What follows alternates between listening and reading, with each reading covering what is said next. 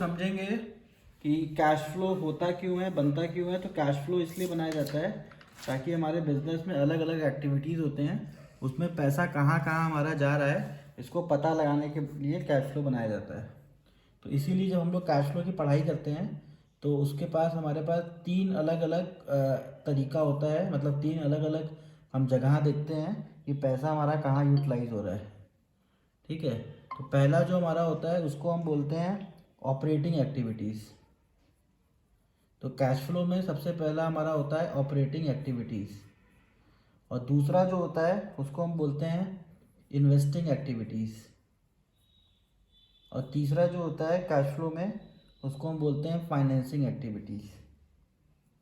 ठीक है, तो कुल मिला के तीन एक्टिविटीज़ हमारे पूरे कैश फ्लो में आती हैं, ऑपरेटिंग, इन्वेस्टिंग और फाइनेंसिंग। ठीक है, तो सबसे पहले हम लोग ऑपरेटिंग पे पूरा फोकस रखते हैं, क्योंकि ऑपरेटिंग जो है वो काफ़ी बड़ा है और उसको ही समझना, अगर आप समझ जाते हैं तो अटेम्प्ट करने में आपको दिक्कत नहीं होगी। ठीक है, और ऑपरेटिंग से क्वेश्चंस भी आते हैं काफ़ी। तो ऑपरेटिंग एक्टिविटीज़ होता क्या है ये आपको बता रहे हैं। तो ऑपरेटिंग एक्टिविटीज़ वो सारे एक्टिविटीज़ होते हैं जो हमारे बिजनेस की डे टू डे एक्टिविटीज़ में आते हैं। ठीक है, जैसे मान लीजिए अगर हमारे बिजनेस में हमने कार का बिजनेस स्टार्ट किया, कार मैन्युफैक्चरिंग का।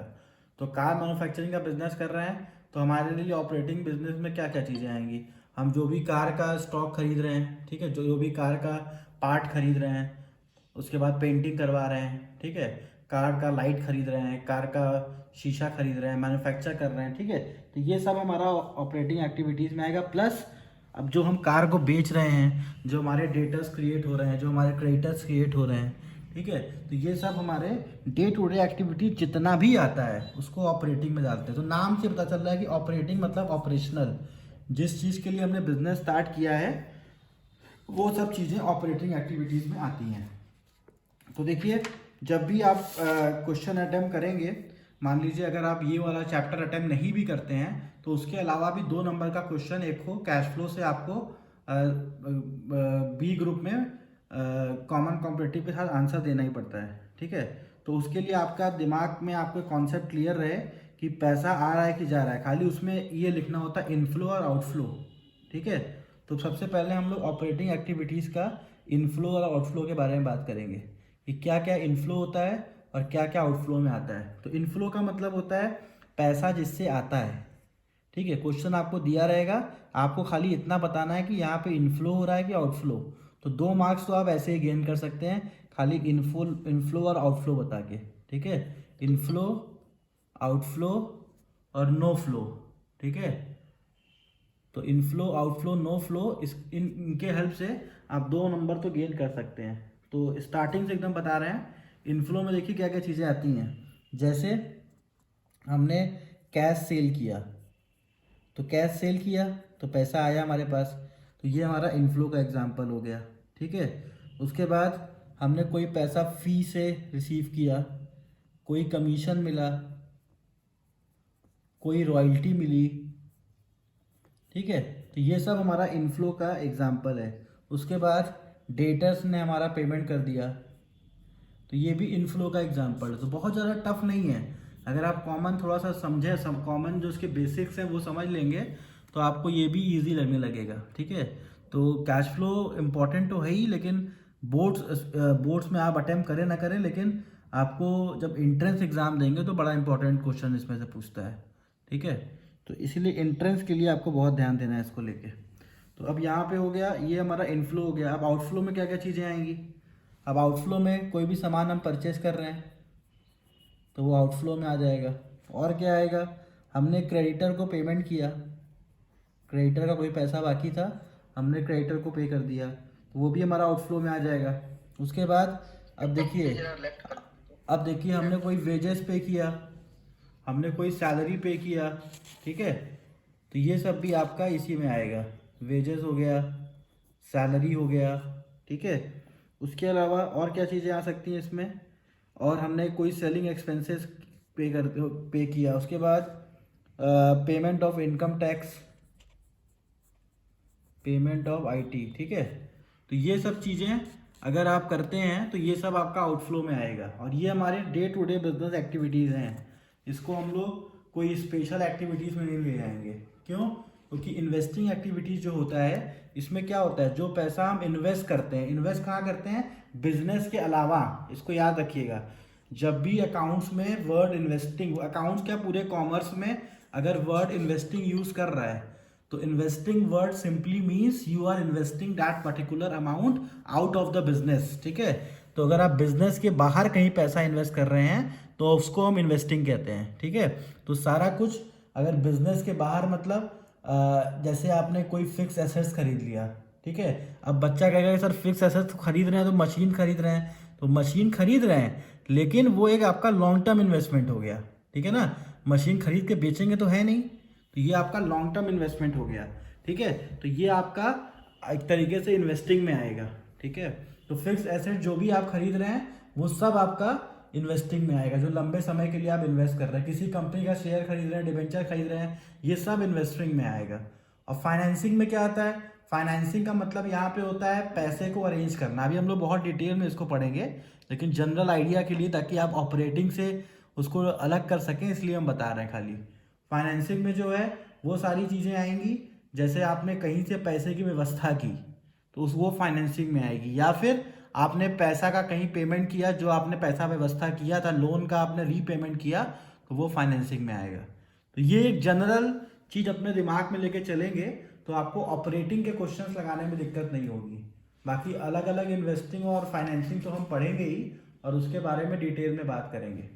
ठीक है, तो देखिए कैश फ्लो बेसिकली जो होता है ये इसलिए बनाया जाता है कि कितना पैसा हमारा कहाँ जा रहा है ये चीज़ हम पता करें। ठीक है, तो कैश फ्लो का जो फॉर्मेट होता है कुछ इस प्रकार से होता है, कैश फ्लो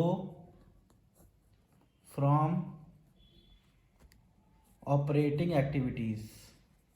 तो ये हेडिंग आपको डालना होता है, मतलब जो भी आप क्वेश्चन लगा रहे हैं, अगर ऑपरेटिंग लगा रहे हैं, इन्वेस्टिंग लगा रहे हैं, तो आपको ये चीज़ें ऊपर हेडिंग में लिखनी होती है कि आपने किसका क्वेश्चन आपने लगा रहे हैं। ठीक है, तो इसकी आदत रखे रहिए। कुछ बच्चे क्या करते हैं, क्वेश्चन लगा देते हैं, ऊपर ये लिखना ही भूल जाते हैं, cash flow from operating activities.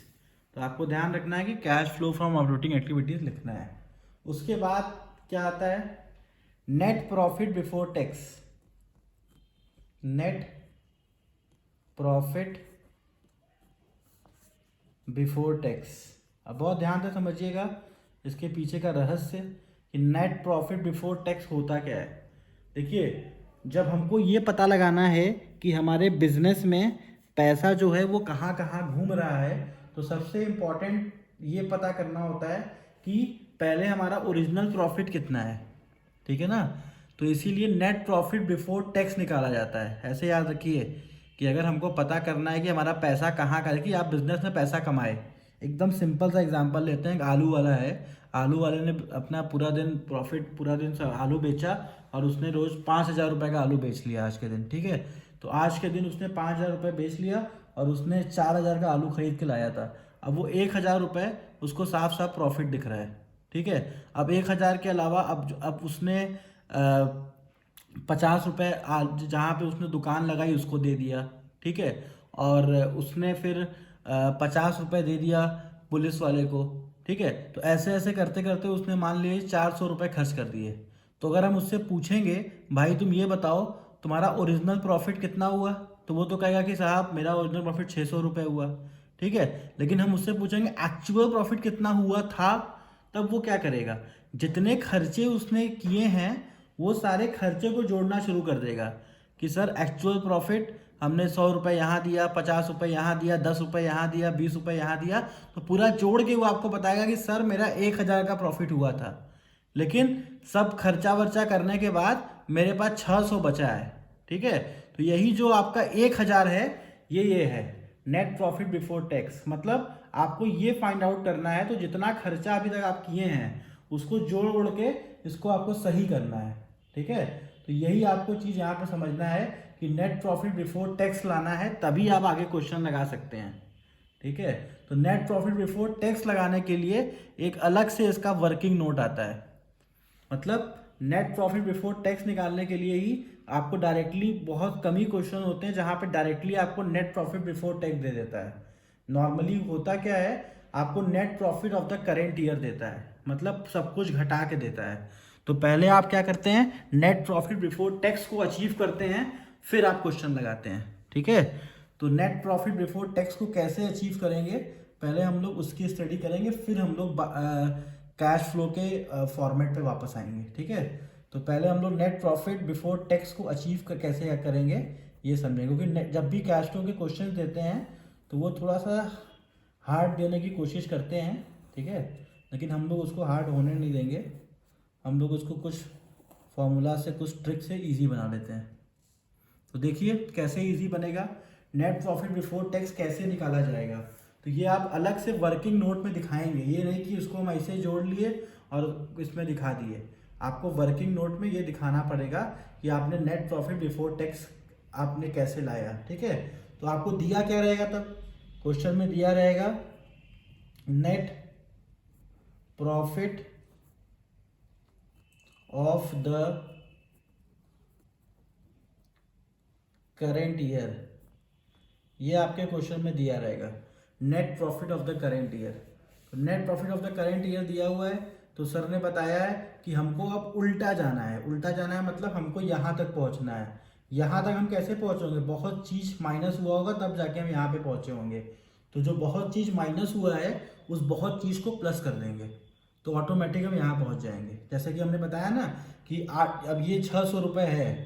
ठीक है, अब जितना पैसा हमने खर्चा किया है इधर उधर, तो अब जब खर्चा कर लेंगे तो हम यहाँ पे 1000 पे पहुँच जाएंगे।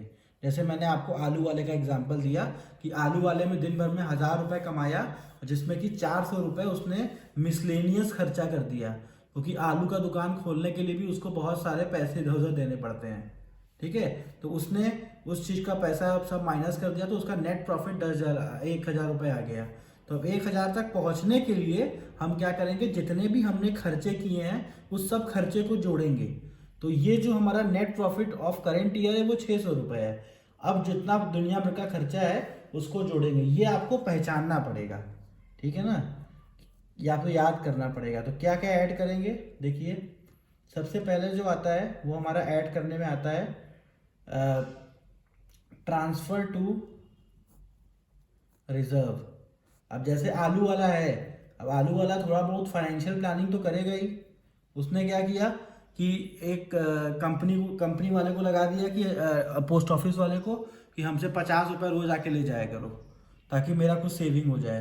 तो ये उसके लिए रिजर्व है, ट्रांसफर टू रिजर्व। तो आलू वाला 50 रुपये दे देता है एक पोस्ट ऑफिस वाले को डेली, ताकि पोस्ट ऑफिस में उसका खाता खुला रहे और 50 रुपया रोज वो सेव करे। ठीक है, तो ये 50 रुपये भी उसका प्रॉफिट ही था, लेकिन वो रिजर्व में ट्रांसफर कर दिया था, इसलिए उसने इसमें जोड़ दिया। पहला हो गया। अब उसके बाद आते हैं नेक्स्ट, अब ये है प्रपोज डिविडेंड। अब प्रपोज डिविडेंड क्या होता है, अब आलू वाले के एग्जांपल से तो नहीं बता सकते, लेकिन आपको बता दे रहे हैं क्या होता है। प्रपोज डिविडेंड मतलब होता है कि एक कंपनी कितना एक साल में डिविडेंड देगी। ठीक है, वो उसको बोलते हैं प्रपोज डिविडेंड। तो यहाँ प्रीवियस ईयर जरूरी है, प्रीवियस ईयर वर्ड देखिएगा, प्रीवियस ईयर रहेगा तभी उसको जोड़िएगा, नहीं तो मत जोड़िएगा। ठीक है, तो propose dividend of previous year का मतलब क्या हुआ कि जो पिछले साल हमने कसम खाया था, हमने प्रपोज किया था कि इतना पैसा हम देंगे, उसी को बोलते हैं propose dividend of previous year. तो propose dividend of previous year जो होता है, मतलब ये हमारे प्रॉफिट का हिस्सा था, इस बार हमारे प्रॉफिट में से वो पैसा माइनस हो गया, इसलिए इसको हम जोड़ते हैं। ठीक है, करेंट ईयर को मत जोड़ दीजिएगा, तो ये ध्यान रखिएगा। उसके बाद आता है जो हम प्रपोज करते हैं, बहुत ध्यान से समझिएगा, बच्चे यहाँ कंफ्यूज हो जाते हैं। जो हम पिछले साल प्रपोज करते हैं कि भैया हम इतना आपको प्रॉफिट देंगे, वही पैसा इस साल हम देते हैं, तो that is known as interim dividend. Interim dividend मतलब जो डिविडेंड हमने दे दिया। ठीक है, तो कभी कभी क्या होता है, प्रपोज हमने किया 10 लाख रुपया और हमने पूरा पैसा दिया नहीं, हमने कुछ पैसा दिया। ठीक है, तो उसको इंटरीम डिविडेंड में ले आते हैं। तो अब इंटरीम डिविडेंड भी क्वेश्चन में आपको दिया रहेगा। तो इंटरीम डिविडेंड अगर दिया हुआ है तो ऐसे लिखा रहेगा, interim dividend during the year, interim dividend paid, ये पेड हो गया है ना, ये प्रपोज अपोज नहीं है, पेड ड्यूरिंग द ईयर। तो ड्यूरिंग द ईयर जो हमने इंटरिम डिविडेंड पे किया है वो आपको यहाँ पे जोड़ना पड़ेगा, तभी आपका ये ओरिजिनल प्रॉफिट आएगा। ठीक है, ये मान लीजिए पुलिस वाले को जो पैसा दिए थे वो हो गया। ठीक है, उसके बाद आते हैं next, provision for tax made during the current year. अब ये क्या होता है प्रोविजन फॉर टैक्स? तो जो बड़ी बड़ी कंपनी होती हैं उनके प्रोविजन होते हैं करोड़ों में। ठीक है, वो 1-2 लाख रुपए टैक्स नहीं देते, वो करोड़ों में टैक्स देते हैं। तो जब करोड़ों में टैक्स देते हैं तो उस कंडीशन पे वो क्या करते हैं, एक प्रोविज़न बना के रखते हैं। प्रोविज़न बना के रखते हैं मतलब एक सेव बना के रखते हैं, ताकि हर साल थोड़ा थोड़ा पैसा वो निकालते रहे महीना महीना। ठीक है, महीना महीना थोड़ा थोड़ा पैसा निकालते रहते हैं। उससे होता क्या है कि उनके ऊपर भार नहीं पड़ता, अब उनको करोड़ों रुपए पे करना होता है। ठीक है, तो ये हो गया आपका प्रोविज़न। और ये कैसे बनेगा, ये प्रॉफिट से ही निकलता है, और कहाँ से निकलेगा? जो पैसा कमाते हैं वो पैसा निकाल निकाल के रख देते हैं। ठीक है, ये हो गया। अब उसके बाद एक अमाउंट लेस होता है। लेस क्या होता है? Refund of tax. तो रिफंड ऑफ टैक्स लेस क्यों होता है भाई? क्योंकि ये टैक्स आपको वापस मिल गया। तो जैसे आपका टीडीएस कटा था लेकिन इतना आपका प्रॉफिट नहीं था, इसीलिए आपका ये टैक्स वापस मिल गया। तो रिफंड ऑफ टैक्स आपका इनकम नहीं है। ठीक है, इसीलिए हम लोग रिफंड ऑफ टैक्स को माइनस कर देते हैं। तो यहाँ तक के कॉन्सेप्ट को जब आप करिएगा तब आपको मिलेगा नेट प्रॉफिट बिफोर टैक्स। ठीक है, तो अब आप लोग पूछिए जिसको दिक्कत हो रही है इसमें। क्या है यहाँ की जो डिविडेंड हमने इस साल दे दिया, ठीक है, उसको हम बोलते हैं इंटरिम डिविडेंड। प्रपोज डिविडेंड क्या होता है? जो पिछले साल हमने प्रॉमिस किया था देने के लिए, उसको हम बोलते हैं propose dividend.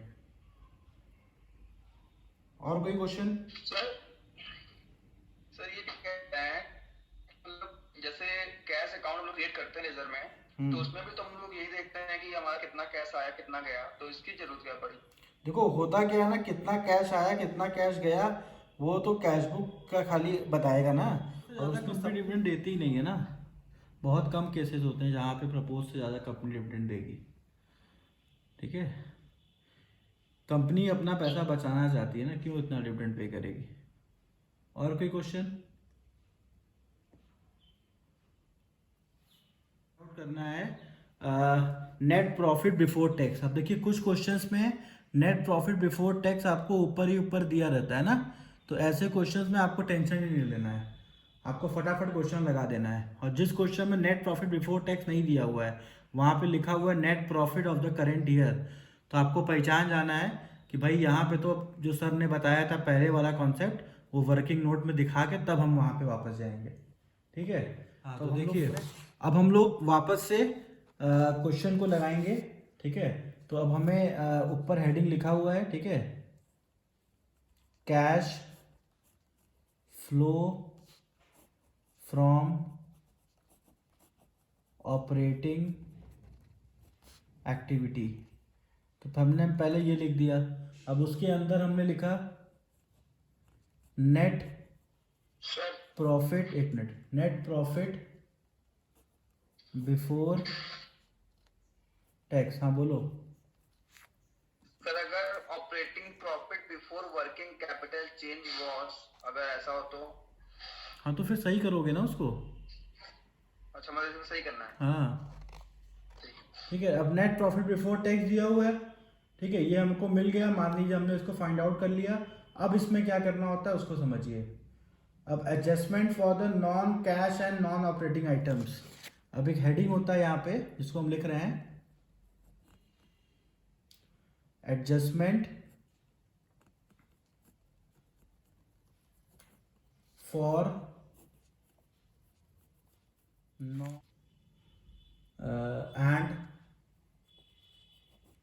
Non operating items. अब इसका मतलब क्या होता है, नॉन कैश और नॉन ऑपरेटिंग आइटम्स का मतलब ऐसे केसेस जहाँ पे हमारा कैश का ट्रांजैक्शन नहीं हो रहा है, ठीक है ना, और वो हमारे नॉन ऑपरेटिंग आइटम्स भी हैं। अगर कैश का ट्रांजैक्शन हो भी रहा है तो वो हमारे नॉन ऑपरेटिंग आइटम्स हैं, तो उसका ट्रीटमेंट पहले हम करेंगे। ठीक है, अब सवाल उठता है कि उसका ट्रीटमेंट क्यों करेंगे, तो उसका ट्रीटमेंट इसलिए करेंगे कि हमको पता चले कि हमने कैश में कितना पैसा यूटिलाइज किया है। ठीक है, अब क्वेश्चन का पार्ट हमारा स्टार्ट हो गया है। तो adjustment for non cash and non operating expenses, हम नॉन ऑपरेटिंग आइटम हमने लिख दिया है। तो इसमें क्या क्या चीज़ें आती हैं अब देखिए ध्यान से, ऐड करेंगे। अब देखिए इसमें जितना भी ऐसे याद कर लीजिए, जितना भी खर्चा होता है उसको हमको ऐड करना होता है। क्यों ऐड करना होता है? क्योंकि ये सब हमारे बिजनेस ट्रांजैक्शंस नहीं है। इस लाइन को याद रखिएगा, हम इसलिए ऐड करते हैं क्योंकि ये सब हमारे बिजनेस ट्रांजैक्शंस नहीं है। मतलब ये आते बिजनेस में ही हैं लेकिन ऑपरेटिंग के पार्ट नहीं होते हैं। ठीक है, तो ऑपरेटिंग के लायक इसको बनाने के लिए हमको ये सब चीज़ें करनी होती हैं। ठीक है ना, तो आप ये बिजनेस ट्रांजैक्शन नहीं है बोल के आप ये बोल सकते हैं कि ये हमारे ऑपरेटिंग एक्टिविटीज़ के पार्ट नहीं है। ठीक है, जैसे डेप्रिसिएशन हो गया, तो डेप्रिसिएशन जो है वो हर साल प्लांट में लगेगा ही लगेगा। ठीक है, तो इसको हम लोग ऑपरेटिंग में नहीं लेते, तो इसीलिए हम लोग क्या करते हैं, इसका अमाउंट प्लस कर देते हैं। तो जितना भी हमने खर्चा किया हुआ है वो सब पैसा हम इसमें प्लस करना शुरू कर देंगे। उसके बाद और क्या आ सकता है, discount on issue of debenture, discount on issue of debenture. Depreciation क्या किया ना, उसको फिर से बता दीजिए। डेप्रिसिएशन जो है वो हमारे ऑपरेटिंग एक्टिविटीज़ का पार्ट नहीं है। ठीक है, तो इसीलिए हम लोग क्या करते हैं, जितनी भी चीज़ें हमारे ऑपरेटिंग एक्टिविटीज़ का पार्ट नहीं होती हैं उसको हम लोग इसमें ऐड कर देते हैं। तो इसीलिए डेप्रिसिएशन को यहाँ पे ऐड कर रहे हैं। ठीक है, एडजस्टमेंट में ना। हाँ एडजस्टमेंट में। ये अब कैश फ्लो का ये स्टार्ट हो गया है। ठीक है, ये कैश फ्लो का पार्ट चल रहा है, ये कैश फ्लो का बॉक्स बना हुआ है। ठीक है, उसके बाद क्या है, discount on issue of debenture हमने इसमें ऐड कर दिया। उसके बाद कोई हमारा गुडविल है, पेटेंट्स है, ट्रेडमार्क है, उसकी वैल्यू कम हो गई, ख़त्म हो गई। ठीक है, जिसका हमें नुकसान हुआ, मतलब प्राइस हमारा कम हो गया। ठीक है, गुडविल का प्राइस हमारा कम हो गया या फिर पेटेंट्स का प्राइस हमारा कम हो गया। तो ये सब चीज़ें आपको क्वेश्चन में दी रहेंगी। ट्रेडमार्क्स हो गया, मतलब जितने हमारे इनटेंजिबल एसेट्स हैं उसका प्राइस हमारा कम हो गया या फिर वो ख़त्म हो गए, तो उसको भी हमको इसमें जोड़ना पड़ेगा। ठीक है, क्योंकि ये भी हमारा ऑपरेटिंग एक्सपेंसेस में नहीं आता है। ऑपरेटिंग एक्सपेंसेस में एकदम कोर चीज़ें आती हैं। कोर चीज़ें मतलब जिससे हमारा एकदम पक्का बिजनेस चल रहा है, तो वो सब चीज़ें आपकी ऑपरेटिंग एक्सपेंसेस में आएंगी। ठीक है, उसके बाद और क्या चीज़ें जोड़ेंगे, interest paid on short term and long term borrowing. हमने इंटरेस्ट पे किया है शॉर्ट टर्म और लॉन्ग टर्म बोरोइंग पे, तो वो भी हम इसमें प्लस कर देंगे। ये सब हमारे प्लस के आइटम हैं, सबको प्लस करना है हमको। किसमें, नेट प्रॉफिट बिफोर टैक्स में। और ये सब आपको दिखाना है, ये वर्किंग नोट का पार्ट नहीं है, ये क्वेश्चन में आपको दिखाना पड़ेगा। उसके बाद आते हैं इंटरेस्ट पेड ऑन ओवरड्राफ्ट और कैश क्रेडिट। तो सेम ऊपर वाली चीज़ हो गई कि आपने ओडी पे, ओवरड्राफ्ट पे और सीसी अकाउंट, कैश क्रेडिट पे कोई इंटरेस्ट पे किया है। ठीक है, तो वो भी आपका इसमें ऐड हो जाएगा। उसके बाद नेक्स्ट आते हैं loss on the sale of fix assets. हमने कोई फिक्स एसेट मतलब कोई मशीनरी बेचा था, उस पर हमको लॉस हो गया।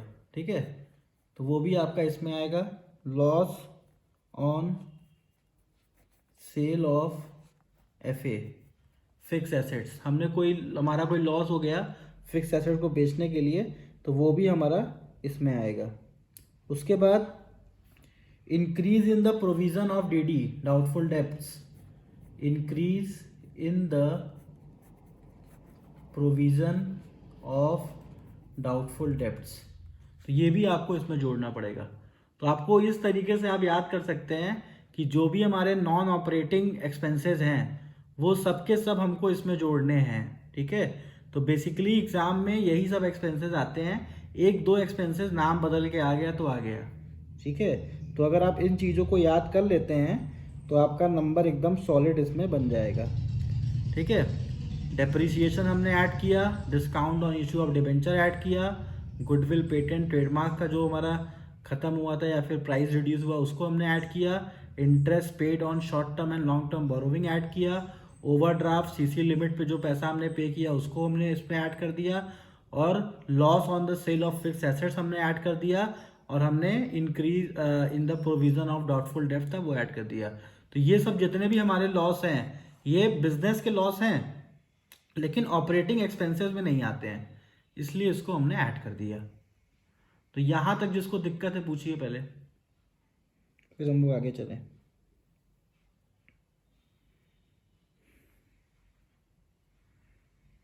चलिए, मतलब सबको क्लियर है।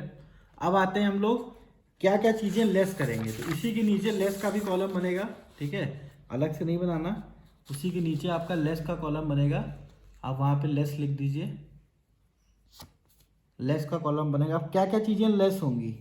अब लेस वो सब चीज़ें होंगी जो हमारी नॉन मतलब ऑपरेटिंग एक्सपेंसेस, ऑपरेटिंग इनकम वाली चीज़ें नहीं है, ठीक है।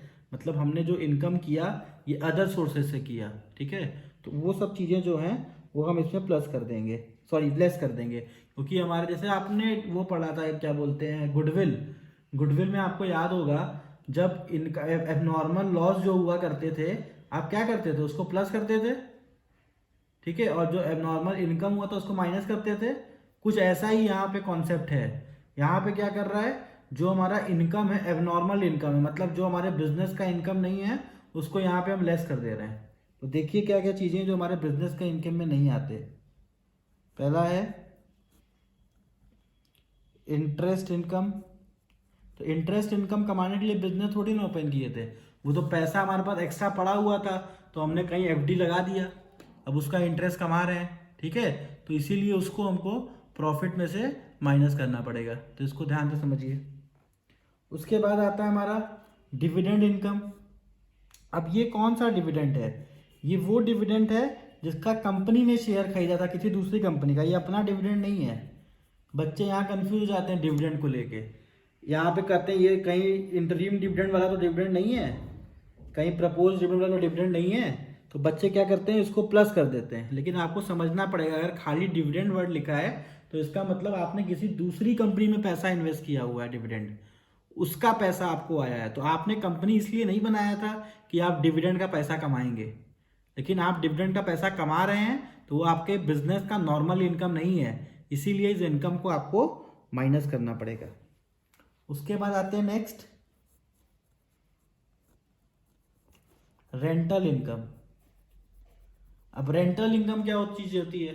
रेंटल इनकम का मतलब होता है हमने, हमारे पास पैसा पड़ा हुआ था बिजनेस का, हमने एक ऊपर का मकान बनवा के रेंट पे दे दिया। भाई बिजनेस के ऊपर जगह, बिजनेस जहाँ पे हम लोग ऑफिस था उसके ऊपर जगह खाली था, हमारा खुद का जगह था, हमने वो पैसा लगा के उसको किराए पे दे दिया, तो वहाँ से रेंट आ रहा है। तो ये भी आपका बिजनेस नहीं है, ये सब एक्स्ट्रा इनकम है जो आपके पास आ रहा है, तो एक्स्ट्रा इनकम को आप माइनस करेंगे। उसके बाद आते हैं gain on sale of FA. अब फिक्स एसेट्स के सेल पे मशीनरी थी, अच्छे दाम में बिक गई, 10,000 की मशीनरी 15,000 में बेच दिए, 5,000 रुपये की इनकम हो गया। तो ये हमारा नॉर्मल इनकम थोड़ी ना है, ये तो हमारा एबनॉर्मल इनकम है ना, तो इसीलिए इस इनकम को भी आपको इसमें माइनस करना पड़ेगा। तो इस तरीके से आप समझेंगे तो आपको याद नहीं करना पड़ेगा और क्वेश्चन सामने आता रहेगा, आप क्वेश्चन लगाते चले जाएंगे। उसके बाद है decrease in provision of doubtful debts. तो डाउटफुल डेब्ट्स का प्रोविजन डिक्रीज हो गया, ठीक है।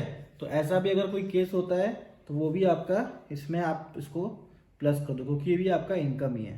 तो इतना अगर आप कर लेते हो, इतना करने के बाद क्या करोगे, जितना माइनस वाला है वो एक साइड पूरा जोड़ दोगे, और जितना प्लस वाला है ये आपका ऊपर यहाँ जुड़ जाएगा। तो ध्यान से समझिएगा, प्लस वाला जोड़ने के लिए खाली अमाउंट लिख दीजिए, हो गया, लेकिन माइनस वाला जोड़ने के लिए आपको ब्रैकेट में अमाउंट लिखना पड़ेगा, ठीक है। और जब प्लस वाले से और माइनस वाला आप जोड़ें घटाएंगे तो जो आपका आंसर आएगा, ठीक है, उसको हम बोलते हैं operating profit before working capital changes, ठीक है। तो आप ये अगर इतना कर लेते हैं समझ लीजिए आपका इसका ऑपरेटिंग एक्टिविटीज़ का एक पड़ाव पार हो गया।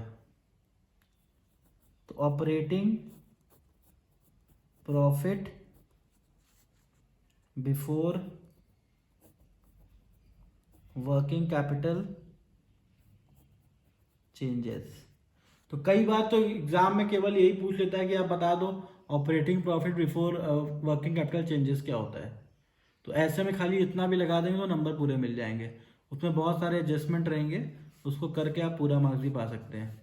अभी आपका ऑपरेटिंग का जो पार्ट है वो बचा हुआ है, ठीक है ना। अभी ये मत सोचिएगा कि ऑपरेटिंग खत्म हो गया। ऑपरेटिंग ये है जो थोड़ा सा बड़ा है। ऑपरेटिंग का अगर आपने प्रैक्टिस कर लिया तो आप इसमें मास्टर हो जाते हैं एकदम, ठीक है। अब देखते हैं क्या क्या चीज़ें आएंगी और क्या बची हैं। अब आते हैं ऐड। अब कुछ चीज़ें इसमें ऐड होंगी। ऐड में क्या होगा, डिक्रीज इन सीए, मतलब करेंट एसेट्स अगर डिक्रीज हो रहा है, ध्यान से समझिएगा, करेंट एसेट अगर डिक्रीज हो रहा है तो आपका लॉस हो रहा है ना भाई। करेंट एसेट डिक्रीज हो रहा है, हमारा लॉस हो रहा है, तो ये भी हमारा ऑपरेटिंग एक्सपेंसेस में नहीं आता भाई। करेंट एसेट डिक्रीज हो गया तो हम क्या करें, तो इसीलिए हम लोग क्या करेंगे, इसको ऐड कर देते हैं। तो करंट एसेट डिक्रीज हुआ मतलब लॉस को हम ऐड कर देते हैं। तो हर जगह पे आपको ये ध्यान रखना है कि ऑपरेटिंग एक्टिविटीज़ में जितने भी लॉस होते हैं वो सब आपको ऐड करने होते हैं, ठीक है।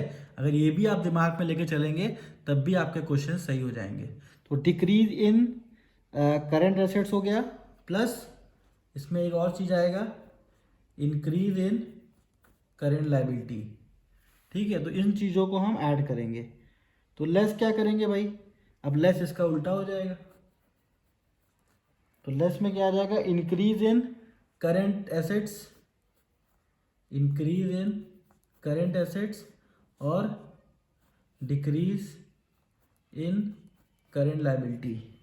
तो ये हमारा माइनस हो जाएगा। तो ये इसको प्लस वाले को यहाँ लिख देंगे अंदर इनर कॉलम में, और फिर इसको हम लोग माइनस वाले को भी इनर कॉलम में। इसके बाद क्या करेंगे, अब इसके बाद जो हम इसको ट्रांसफ़र करेंगे, अब प्लस माइनस जो भी हमारा आएगा उस अमाउंट को यहाँ पे ट्रांसफ़र कर देंगे, ठीक है। तो ये जो आपका जो आंसर आएगा प्लस में से माइनस करने के बाद, ठीक है, और ऊपर का भी जो ये है इसको भी आप प्लस कर देंगे।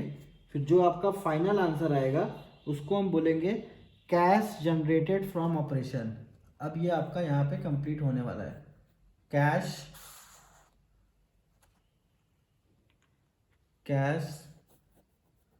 Generated from operation. तो आपने यहाँ पे लिख दिया कैश जनरेटेड फ्रॉम ऑपरेशन, ठीक है, ये लिखा गया। उसके बाद जब ये भी हो गया तो उसके बाद आप लेस कर देंगे इनकम टैक्स पेड। आपने जो भी आईटी पे किया है, income tax paid, IT paid, वो आप इसमें लेस कर देंगे। तो फिर जो आपका आंसर आएगा उसको हम बोलेंगे net cash from operating activities, ठीक है। फिर जो आपका आंसर आएगा उसको बोलेंगे net cash from operating activity. तो ये आपका फाइनल आंसर कंप्लीट हो जाएगा। तो अब यहाँ तक किसी को कुछ पूछना है तो बताइए। सर इसमें तो नेट प्रॉफिट बिफोर टैक्स से स्टार्ट किए थे, तो फिर ये नेट टैक्स प्लस माइनस क्यों हुआ? कौन सा टैक्स? हाँ सर। टैक्स पे, अगर हमने कोई टैक्स पे किया है तो टैक्स पे को यहाँ पे हमको माइनस करना होता है, क्योंकि वो हमारा खर्चा है, वो ऑपरेट, यहाँ पे इनकम टैक्स है ना। ये इनकम टैक्स जो होता है वो इनकम टैक्स एक तरीके का ड्राइंग होता है, ठीक है। अच्छा तो इसीलिए उसको माइनस कर देते हैं। सर ये इंक्रीज इन सीए और डिक्रीज इन सीएल के नीचे का फिर से बता दीजिए एक बार। भाई इंक्रीज सीए और डिक्रीज सीएल में क्या है, अगर देखो यहाँ डिक्रीज इन सीए हो रहा है तो डिक्रीज इन सीए का मतलब क्या हुआ कि यहाँ पे तुम्हारा लॉस हो रहा है, ठीक है, और इंक्रीज इन सीएल ये भी लॉस हो रहा है। तो लॉस जो होता है उसको प्लस किया जाता है और जो इनकम जो होता है उसको माइनस करते हैं। तो यहाँ पे इनकम हो रहा है इंक्रीज इन सीए और डिक्रीज इन सीएल, तो इसीलिए इसको हम प्लस करते हैं, इसको माइनस करते हैं। तो ये समझ लो ऑपरेटिंग अमाउंट लाने के लिए हमको जितना भी खर्चा है वो सब इसमें आपको प्लस करना पड़ेगा, ठीक है। और जितना भी इनकम है वो आप माइनस करेंगे, ठीक है। तो यहाँ पे सॉरी, जो भी हमारा इनकम जो बाहर से हो रहा है, मतलब ये सब हमारा क्या हो रहा है, डिक्रीज इन करेंट लाइबिलिटीज़ है, इंक्रीज इन करेंट लाइबिलिटीज़ है, ये सब हमारा खर्चा हो रहा है, तो ये सब हमने प्लस कर दिया। और जितना भी हमारा इनकम हो रहा है वो हमने माइनस कर दिया। क्लियर है? ये इनकम टैक्स पेड वाला नहीं क्लियर है। इनकम टैक्स पेड में क्या होता है, जैसे ये हमारा इनकम टैक्स जो लगता है वो एक पर्टिकुलर पर्सन के इनकम पे लगता है, ठीक है। तो इसीलिए हम लोग इसको यहाँ पे माइनस कर देते हैं।